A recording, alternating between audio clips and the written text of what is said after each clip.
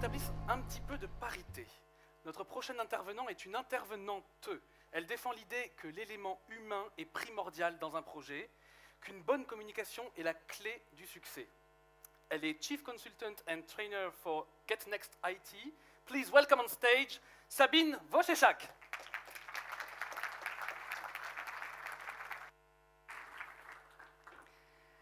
Hi everybody, my name is Sabine Wojcieszak and I would like to talk to you about how to debug your communication for more efficiency in DevOps.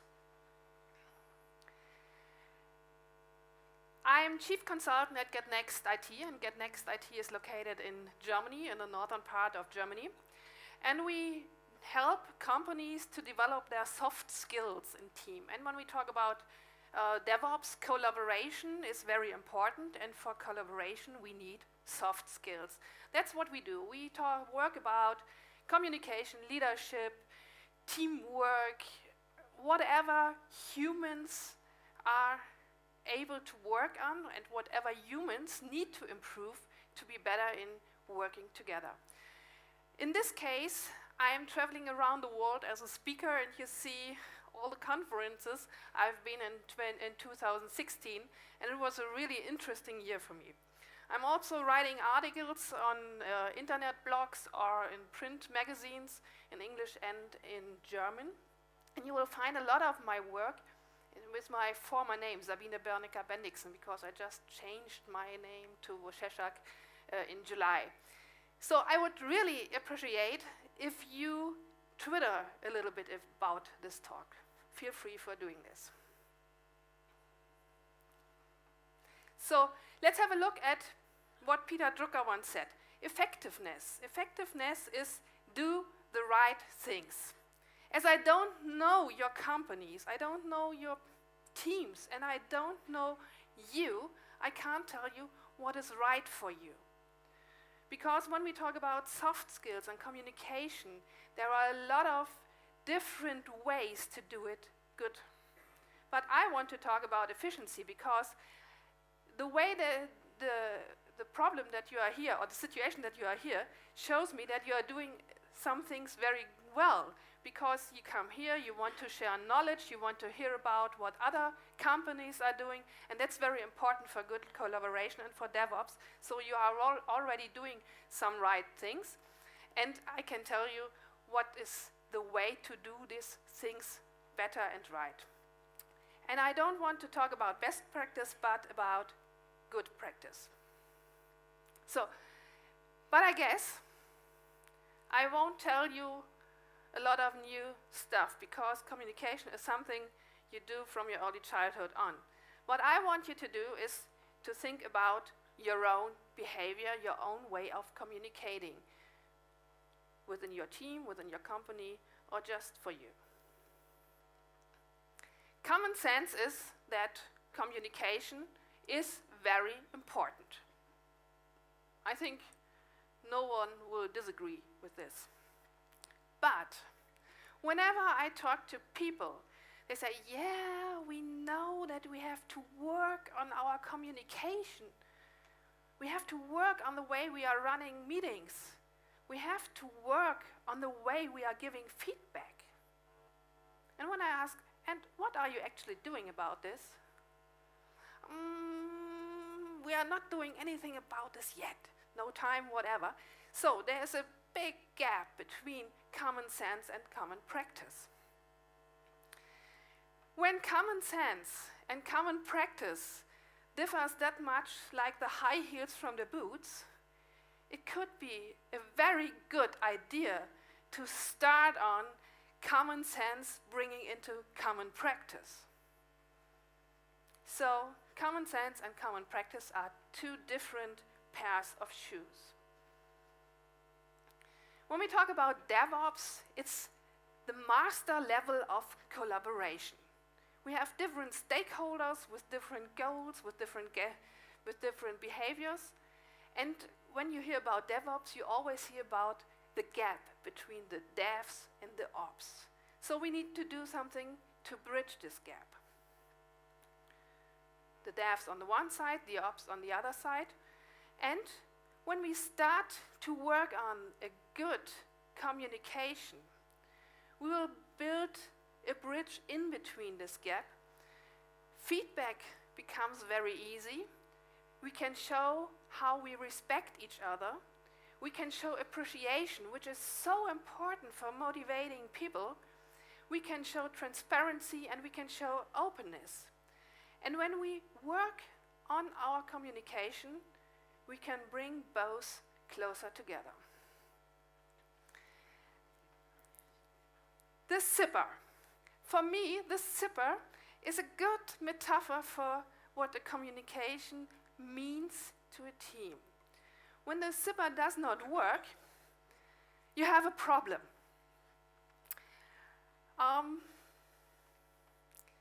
But we always hope that our zippers are working very well. So, communication is something like a zipper for the DevOps team. And I will show you why. This is the zipper you all know. We have the devs on the one side of the tape, the ops at the other side of the tape, and we have all those single T's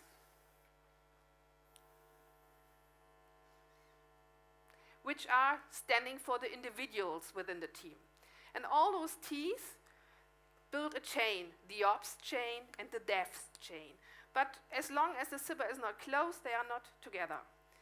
So the tape is the organization, and now the communication is the slider body. The slider body is the tool which brings both sides of this chain together to this closed up chain. So you have every part of this team fixed together. And you have the pull tab. This is the small thing with you can pull up the slider body or pull it down. But this is just a tool. It helps you, it's more comfortable.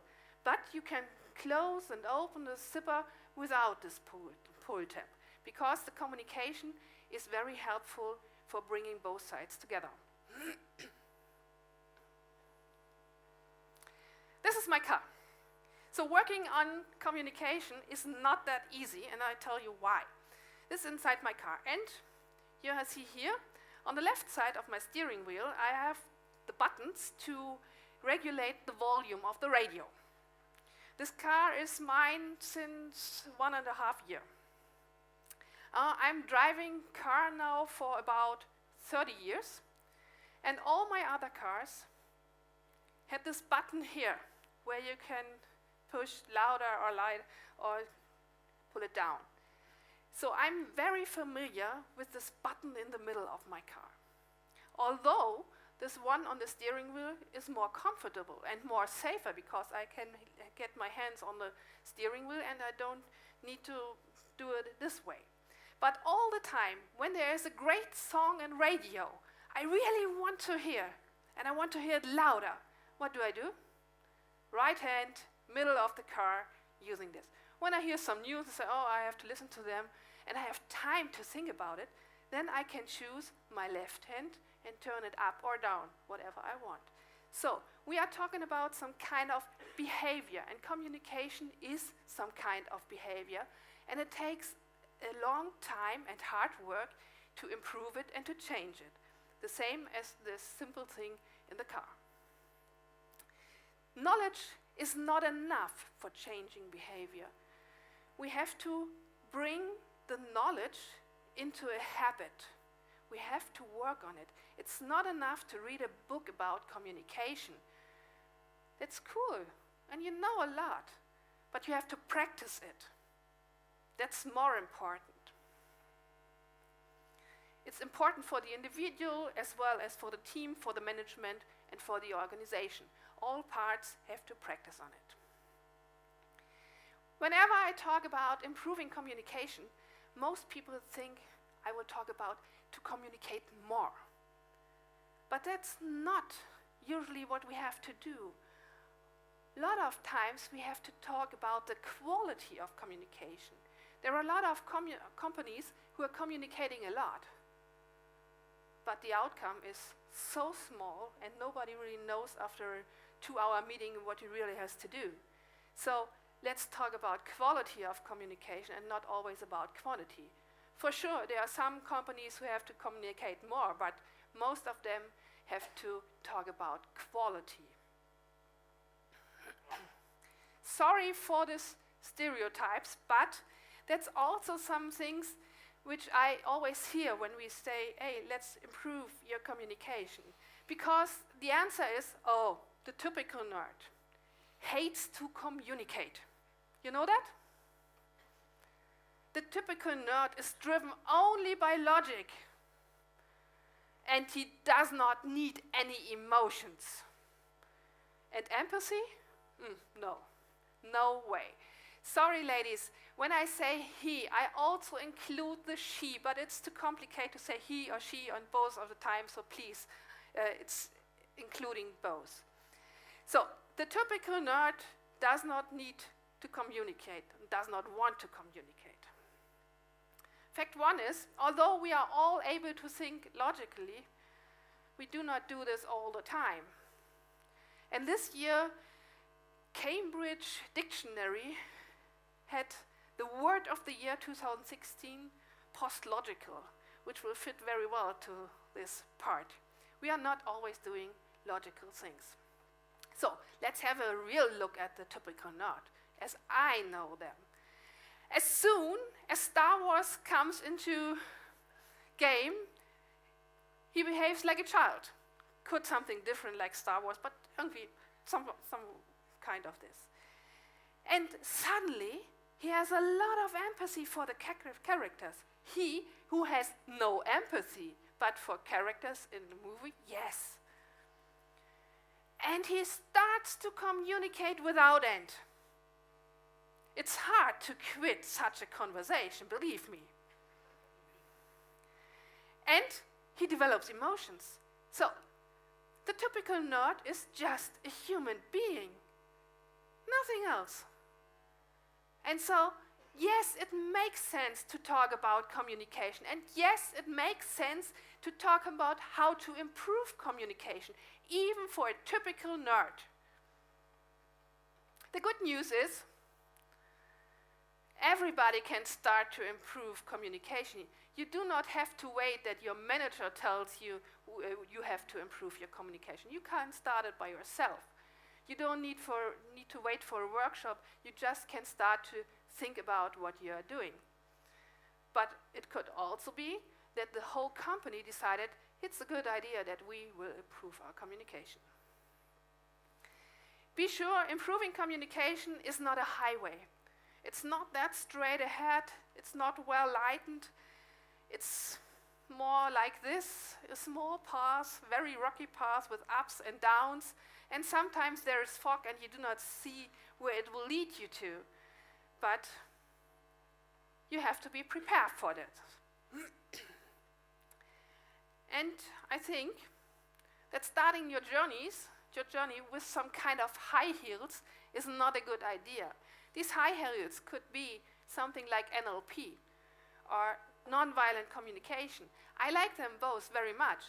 But when you start to improve your communication, why don't you choose the boots, the more ground-standing things, which are some things like mutual understanding for each other.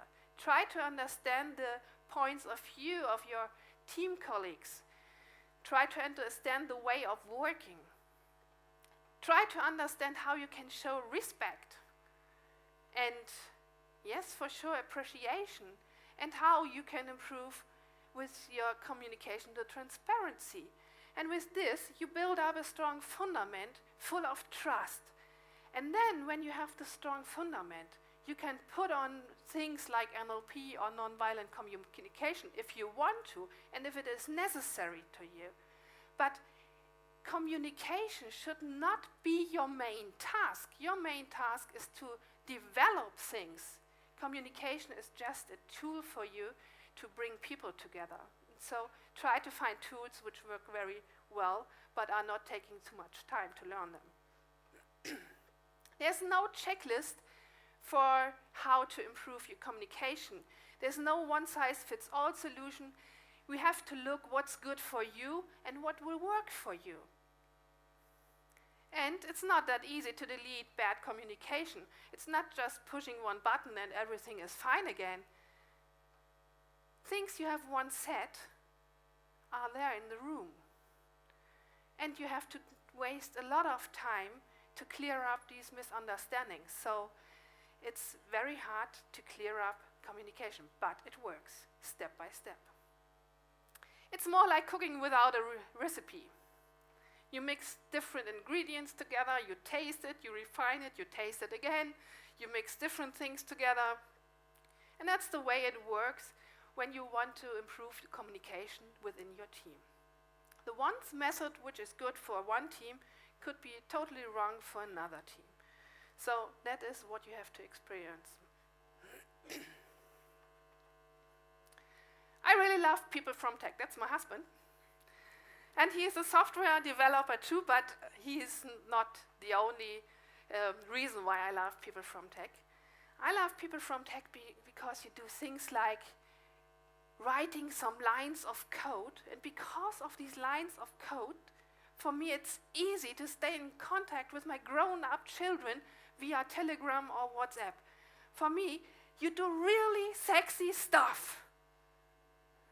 Oh, did I say sexy? Yes, I did.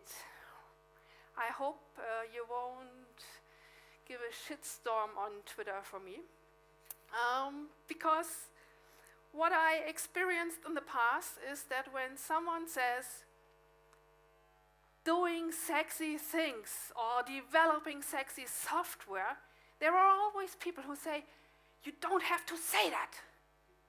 It's sexual offensive. I know that you have this opinion, but I don't understand why. Why is the word sexy in this connection sexual offensive? This car is so cool. And for me, it's really sexy. Is this sexual offensive? Please, in communication, context matters. Don't pick out a single word and put all your interpretation on this single word. There are things which are much more important than just a single word. So, sexy could be sexual offensive, but it is not always the thing. There are more points of view on this word. I will come back to this later. Listen with all your senses. Listen is not only with your ears, it's also with your eyes, with your feelings, whatever. And start to listen to yourself. What are you going to tell people? And ask for feedback so that you can improve yourself. Let's have a look at the components of communication. We have on the one part the verbal communication, which is all about grammar, logic, syntax, wording, the language itself. And we have the non-verbal part of communication, which has two different parts. Paraverbal communication, which is all about your voice. The volume, the speech rate, intonation, the voice itself, articulation, speech melody. And we have the body language, all about your facial expression, your gesture, your body posture, eye contact, the oldest part of communication, body chemistry, clothing, and behavior. These are all parts of communication. So, and when you see these parts, you know it's not only the ears you need to use for communication, for listening. What happens with a message? The message is encoded by the sender sends this message, and the receiver starts to decode this message. This message runs through different filters, which are very individual. These filters could be experiences, knowledge, mood, biases, whatever. And after these filters, you start to interpret the message. And in the behavioral way, you have emotions on this. And because of these emotions, you start to react. But we have something in between our ears which makes us able not to react as soon as possible. instead of having bad emotions after the interpretation of a message, we can ask question. Is this really what you want me to say? Or did I get it wrong? So I can give the sender the chance to clear things up. And that's very important, because when we have a look of the impact of communication, we found out that the impact of the words itself, the word sexy, have this in mind, is only 7%. The impact of the voice is 38%. And the impact of our body language is 55%. So when you stand there and say, yeah, Sabine, I would really like to do this for you, then my words say, yeah, I would like to do this for you, but my body language says, no, not yet. So then we have two different meanings of the same situation. I gave a talk at AGA Cambridge, and a guy missed my talk, and he asked me via Twitter if there are some slides or a video. But there's no video, just one slides. And he didn't find them, and I gave him the link to my slides and said, okay, if you have any questions, please do not hesitate to direct mail me, I will help you. The answer was this. Okay, at this moment, I did not know what he wanted to tell me, because for me, this smiley says he's making a joke on me. That is my interpretation. So now I had two possibilities. I could stop the conversation, because I said, okay, I offer him help, and he says, answers with this smiley. But I said, okay, perhaps my interpretation of the smiley is wrong. It's not his interpretation, and so I asked him, what's so funny about it? Did I make a mistake? And he said, oh no, not funny, tears of joy, just tears of joy, nothing else. Okay, that's my way to ask if something seems unclear to me. And I think that's a very good way in communication. Instead of behaving like a little child and saying, no, I don't want to talk to him anymore, just asking if I get it right. And that's very important in a team, because you will always have those misunderstandings in a team. And when you have only the written communication, please, you are all good in math. Think about how many parts of communication are not there to help you out of the situation. You have no voice, you have no body language, just the written words and the smiley. We tend to build up some kind of artificial harmony, because it's much easier to work in harmony, although it just looks like harmony. And this means that we do not address problems right when they start. But this artificial harmony opens the doors for the elephants to enter the room. You all know the term elephant in the room, which are problems everyone sees, but no one wants to address. But when you hold up an artificial harmony in your communication and do not talk about problems, you will have one or more elephants within your team. And they will cost you a lot of energy, a lot of money, and a lot of time. The word sexy is such an elephant, because you have a gender problem in the IT sector, in the tech sector. But when you address this problem only by the word sexy or other things, it won't solve the problem. You have to find ways how both sides can come together and work together and find commitments and boundaries which are okay for all of you. Transparency and open communication offer you new opportunities and a way to continuous improvement.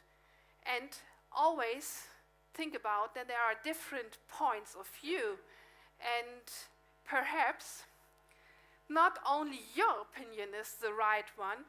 Perhaps when you have a look at all opinions, all points of views in your team, you will find out that there are more than one reality, and that it will bring you to better solutions. If you want to become a fucking unicorn, then you have to leave your comfort zone. You have to ask for support. You need someone who shows you the mirror, who guides you through foggy nights, who motivates you and helps you, and who listens to you. Because improving communication sometimes is a really hard job, and you need someone you can talk to and who gives you advice or who asks you questions. So get your inner team together. Be prepared and committed on your journey. And then, you notice everyone can start with it, but someone has to start, perhaps you. But I can tell you, if you want to improve your communication, your personal one, and the communication in your team, you also need communication for doing this, because you need feedback, you need to be a good example, and so on and so on. Sometimes you have chosen very good shoes at the beginning, but there are special situations where these shoes are not good enough for. So sometimes we have to now learn new things. And I hope you have some ideas for your next work, for the key areas you can have a look on, and say thank you for your attention.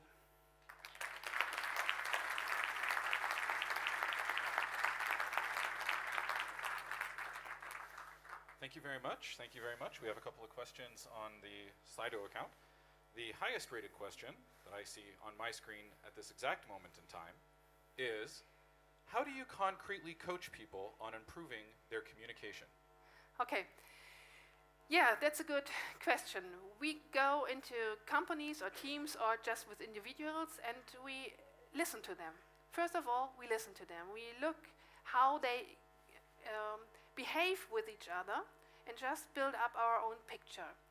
And when I coach a team, I do not want only to talk to the team leader. I just want to talk to all of the team, hear about different opinions, different point of views, and have my own opinion. And then we work on, look what will be good for this team.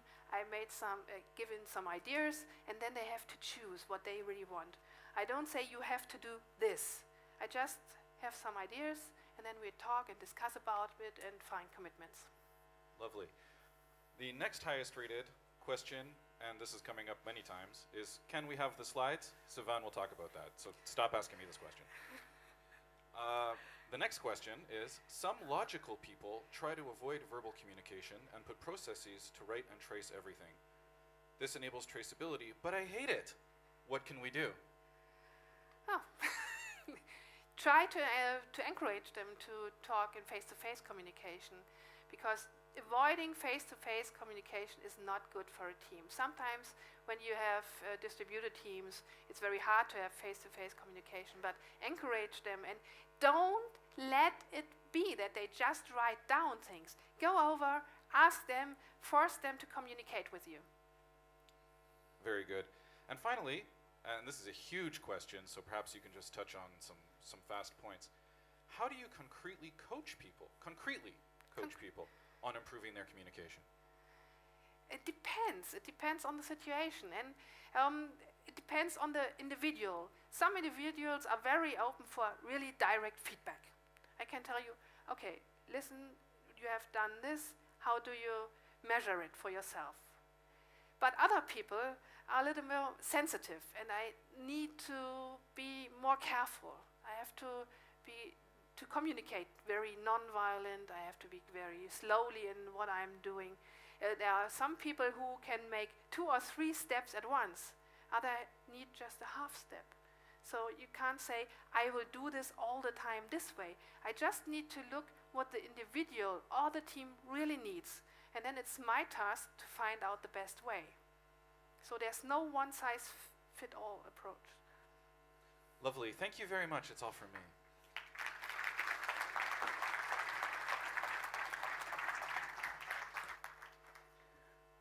Thank you, Sabine. I shall remember to always wear the right shoes for the right occasion then. Du coup, pour ceux qui se posaient la question de savoir si les slides étaient accessibles, effectivement, slideshare.net/DevOpsRex